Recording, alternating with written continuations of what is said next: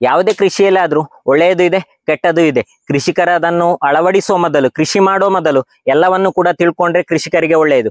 ಯಾವುದೊಂದು ವಿಡಿಯೋ ನೋಡಿ ಯಾರೋ ಹೇಳಿದ್ದನ್ನು ಕೇಳಿ ಅಷ್ಟು ಲಕ್ಷ ಲಾಭ ಇದೆ, ಇಷ್ಟು ಲಕ್ಷ ಲಾಭ ಇದೆ ಅಂತ ಹೇಳಿಕೊಂಡು ಕೃಷಿ ಶುರು ಮಾಡಿದ್ರೆ ಮತ್ತೆ ಎಲ್ಲವೂ ಅವನ ಜವಾಬ್ದಾರಿ ಆಗಿರ್ತದೆ. ಬೇರೆ ಯಾರು ಕೂಡ ಅವನ ಕಷ್ಟಕ್ಕೆ ನೆರವಾಗುದಿಲ್ಲ. ಹಾಗಾಗಿ ಎಲ್ಲವನ್ನು ತಿಳಿದುಕೊಂಡು ಕೃಷಿ ಮಾಡಿದರೆ ಕೃಷಿಕರಿಗೆ ಉತ್ತಮ ಅಂತ ಹೇಳಿ ನನ್ನ ಅನಿಸಿಕೆ.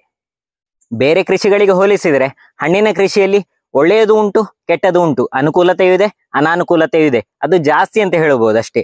ಈಗ ನಾನಿವತ್ತು ಈ ವಿಡಿಯೋದಲ್ಲಿ ರಂಬುಟಾನ್ ಕೃಷಿಯಲ್ಲಿರುವಂತಹ ಅನುಕೂಲತೆ ಮತ್ತೆ ಅನಾನುಕೂಲತೆಗಳ ಬಗ್ಗೆ ಹೇಳ್ತೇನೆ. ರಂಬುಟಾನ್ ಎಲ್ಲರೂ ಇಷ್ಟಪಡುವಂತಹ ಹಣ್ಣು. ಹೆಚ್ಚಾಗಿ ಎಲ್ಲರಿಗೂ ಕೂಡ ರಂಬುಟಾನ್ ಹಣ್ಣು ಇಷ್ಟ ಆಗ್ತದೆ. ನೋಡ್ಬೋದು ಈ ರೀತಿ ರೋಮದಂತ ಇದೆ. ಮಲೇಷ್ಯಾ, ವಿಯೆಟ್ನಾಂ ಮೂಲದಿಂದ ಶ್ರೀಲಂಕಾದ ಮುಖಾಂತರ ನಮ್ಮ ದೇಶಕ್ಕೆ ಬಂದಿದೆ. ಸುಮಾರಷ್ಟು ವರ್ಷ ಆಯಿತು.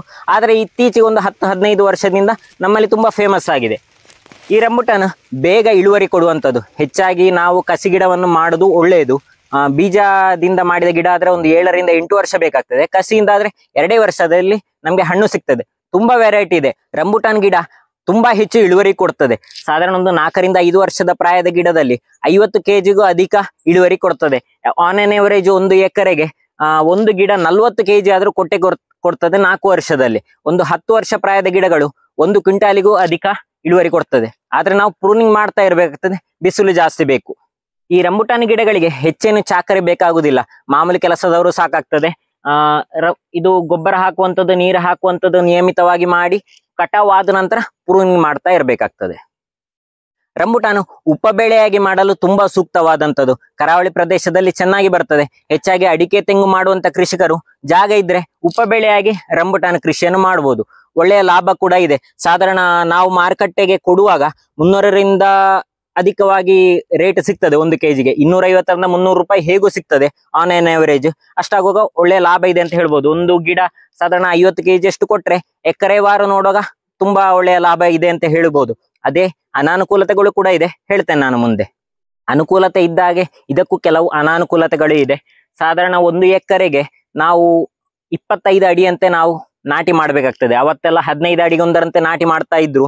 ಈಗ 25 ಅಡಿ ಇಲ್ಲದಿದ್ರೆ ಅದು ತುಂಬಾ ಹತ್ತಿರ ಆಗಿ ಇಳುವರಿ ಕೂಡ ಕಡಿಮೆ ಆಗ್ತದೆ. ಬಿಸಿಲು ಕಡಿಮೆ ಆದ್ರೆ ಇಳುವರಿಯು ಕಡಿಮೆ. ಹಾಗಾಗಿ ಸಾಧಾರಣ 1 ಎಕರೆಗೆ ಒಂದು 70 ಗಿಡಗಳಷ್ಟು ಮಾತ್ರ ನಾವು ನಾಟಿ ಮಾಡ್ಲಿಕ್ಕೆ ಆಗ್ತದೆ.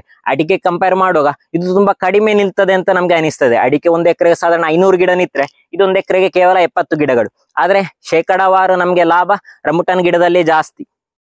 ಆದ್ರೆ ಅಡಿಕೆಗೆ ಹೋಲಿಸಿದ್ರೆ ನಮ್ಗೆ ಇನಿಷಿಯಲ್ ಇನ್ವೆಸ್ಟ್ಮೆಂಟ್ ಬಂಡವಾಳ ಸ್ವಲ್ಪ ಜಾಸ್ತಿ ಬೇಕಾಗ್ತದೆ. ಒಂದು ಗಿಡಕ್ಕೆ 350 ರೂಪಾಯಿ ಅಷ್ಟು ಇರ್ತದೆ. 800 ರೂಪಾಯಿಯವರೆಗೂ ಕೂಡ ಬೆಲೆ ಇದೆ. ಅದು ಬೇರೆ ಬೇರೆ ಕ್ವಾಲಿಟಿಗೆ ಹೊಂದಿಕೊಂಡಂತೆ ಬೇರೆ ಬೇರೆ ಬೆಲೆ ಇರ್ತದೆ. ಮತ್ತೆ ತೊಂದರೆ ಅಂತ ಹೇಳಿದ್ರೆ ಇದರ ಶೆಲ್ಫ್ ಲೈಫ್ ಕಡಿಮೆ ಅಂತ ಹೇಳಿದ್ರೆ ನಾವು ಕಟಾವು ಮಾಡಿದ ನಂತರ ಹೆಚ್ಚು ಸಮಯ ಇಟ್ಟುಕೊಳ್ಳಿಕ್ಕೆ ಆಗುದಿಲ್ಲ. ಕೂಡ್ಲೆ ಮಾರುಕಟ್ಟೆಗೆ ಕೊಡ್ಬೇಕಾಗ್ತದೆ. ಹೆಚ್ಚು ಅಂತ ಹೇಳಿದ್ರೆ ಒಂದು 5ರಿಂದ 6 ದಿನ ಮಾತ್ರ ನಿಲ್ತದೆ. ಕೂಡ್ಲೆ ಹಾಳಾಗಿ ಹೋಗ್ತದೆ. ಮತ್ತೆ ಇದನ್ನು ನಾವು ಕಾಯಿ ಕೊಯ್ಲಿಕ್ಕೆಲ್ಲ ಆಗುದಿಲ್ಲ. ಹಣ್ಣಾದ ನಂತರವೇ ನಾವು ಕಟಾವು ಮಾಡ್ಬೇಕಾಗ್ತದೆ. ಇದು ನೋಡಿ, ಇದೆಲ್ಲ ಹಣ್ಣಾದಂಥದ್ದು. ಇದು ಹಣ್ಣಾದ ನಂತರ ಕೊಯ್ಲು ಮಾಡಿರುವಂಥದ್ದು. ಒಂದೇ ಗೊಂಚಲಲ್ಲಿ ಕಾಯಿಯೂ ಇರ್ತದೆ, ಹಣ್ಣು ಇರ್ತದೆ. ಹಾಗಾಗಿ ಬೇರೆ ಬೇರೆ ಆಗಿ ಕೊಯ್ಬೇಕಾಗ್ತದೆ. ಕೆಲವು ಸಲ ಅದು ಕೆಲಸ ಆಗ್ತದೆ. ನಮ್ಗೆ ವಾರ ಇಡೀ ಕೊಯ್ಲು ಮಾಡದೇ ಆಗ್ತದೆ. ಸಾಧಾರಣ ಮೇಯಿಂದ ಶುರುವಾಗಿ ಆಗಸ್ಟ್ ತನಕ ಇಳುವರಿ ಬಂದ್ರೆ ನಮ್ಗೆ ಸಮಯ ಪೂರ್ತಿ ಇಳುವರಿಯನ್ನು ಕೊಯ್ಲಿಕ್ಕೆ ಬೇಕಾಗ್ತದೆ. ಸ್ಕಿಲ್ಡ್ ಲೇಬರ್ ಬೇಕು ಅಂತಿಲ್ಲ. ಮಾಮೂಲಿ ಜನರು ಕೊಯ್ಲು ಮಾಡ್ಬೋದು. ಅದಲ್ಲ ದೊಡ್ಡ ಸಂಗತಿ. ಮತ್ತೆ ಈ ವರ್ಷ ಬಂದ ಹಾಗೆ ಬಿಸಿಲು ಜಾಸ್ತಿ, ಮಳೆಯು ಜಾಸ್ತಿ ಆದ್ರೆ ಇಳುವರಿಯೂ ಕಡಿಮೆ, ಡ್ರಾಪಿಂಗ್ಸ್ ಜಾಸ್ತಿ ಆಗ್ತದೆ. ನಾನು ತೋರಿಸ್ತೇನೆ ವಿಡಿಯೋದಲ್ಲಿ. ತುಂಬಾ ಬೆಳೆಗಳು ಕಾಯಿಗಳು ಎಲ್ಲ ಕೆಳಗೆ ಬೀಳ್ತಾ ಉಂಟು. ಅದು ಕೃಷಿಕರಿಗೆ ತೊಂದರೆ ಅಂತಾನೆ ಹೇಳ್ಬೋದು. ಸ್ಪ್ರೇ ಮಾಡ್ಬೇಕಾಗ್ತದೆ. ದೊಡ್ಡ ವಿಷ ಸ್ಪ್ರೇ ಮಾಡ್ಬೇಕಾಗಿ ಬರುದಿಲ್ಲ. ಆದ್ರೂ ಸ್ಪ್ರೇ ಬೇಕಾಗ್ತದೆ ಡ್ರಾಪಿಂಗ್ಸ್ ಕಡಿಮೆ ಮಾಡ್ಲಿಕ್ಕೋಸ್ಕರ. ಮತ್ತೆ ಕಾಡು ಪ್ರಾಣಿಗಳ, ಪಕ್ಷಿಗಳ ಎಲ್ಲದರ ತೊಂದರೆ ಕೂಡ ರಂಬುಟಾನಿಗಿದೆ. ಇದು ತುಂಬಾ ಸಿಹಿಯಾದ ಹಣ್ಣು, ತುಂಬಾ ರುಚಿಯಾದ ಹಣ್ಣು. ಹಾಗಾಗಿ ಗಿಳಿಗಳು, ಮಂಗಗಳು ಎಲ್ಲವೂ ಇದನ್ನು ಇಷ್ಟಪಡ್ತದೆ.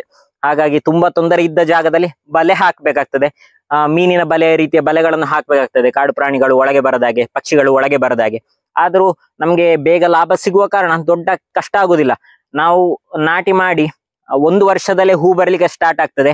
2ನೇ ವರ್ಷದಿಂದ ನಾವು ಚೆನ್ನಾಗಿ ಬೆಳೆ ತೆಗಿಬಹುದು. ಆದ್ರೂ ಇನಿಷಿಯಲ್ ಇನ್ವೆಸ್ಟ್ಮೆಂಟ್ ಜಾಸ್ತಿ, ಕಾಡು ಪ್ರಾಣಿಗಳ ಹಾವಳಿ ಕೂಡ ಜಾಸ್ತಿ ಇದೆ. ಮತ್ತೆ ಇದರ ಬೆಲೆ ಸ್ವಲ್ಪ ಏರಿಳಿತ ಆಗ್ತಾ ಇರ್ತದೆ. ಒಂದೇ ರೀತಿ ಬೆಲೆ ಇರುವುದಿಲ್ಲ. ಶುರುವಿಗೆ ಸೀಸನ್ ಸ್ಟಾರ್ಟ್ ಆಗುವಾಗ 300-350 ರೂಪಾಯಿಗೆ ನಾವು ಕೊಡ್ಲಿಕ್ಕೆ ಶುರು ಮಾಡಿದ್ರೆ ಸೀಸನ್ ಎಂಡ್ ಆಗ್ಲಿಕ್ಕೆ ಆಗುವಾಗ ಮಳೆ ಜೋರು ಬಂದು ಕ್ವಾಲಿಟಿ ಕಡಿಮೆ ಆದ್ರೆ 200 ರೂಪಾಯಿಗೆ ನಾವು ಮಾರಾಟ ಮಾಡ್ಬೇಕಾಗ್ತದೆ.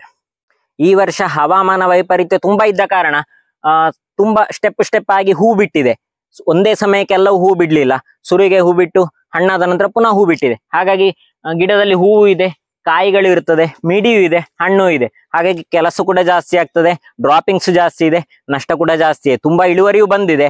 ಆದ್ರೆ ಈ ರೀತಿ ಎಲ್ಲ ಹವಾಮಾನ ತೊಂದರೆ ಆದ್ರೆ ಇಳುವರಿ ನಮ್ಗೆ ಬೇಕಾದಾಗೆ ಸಿಗುದಿಲ್ಲ, ತೊಂದರೆ ಆಗ್ತದೆ. ಈ ವಿಡಿಯೋ ನಿಮ್ಗೆ ಒಳ್ಳೆದಾಗಿದೆ, ಸರಿಯಾದ ಮಾಹಿತಿ ಕೊಟ್ಟಿದೆ ಅಂತ ಹೇಳಿ ತಿಳ್ಕೊಳ್ತೇನೆ. ಈ ರೀತಿಯ ಕೃಷಿಗೆ ಸಂಬಂಧಿತ ವಿಡಿಯೋಗಳಿಗಾಗಿ ನಮ್ಮ ಯೂಟ್ಯೂಬ್ ಚಾನಲ್ ಸಬ್ಸ್ಕ್ರೈಬ್ ಮಾಡಿ, ನಿಮ್ಮ ಗೆಳೆಯರ ಜೊತೆಗೂ ಹಂಚಿಕೊಳ್ಳಿ. ಧನ್ಯವಾದ.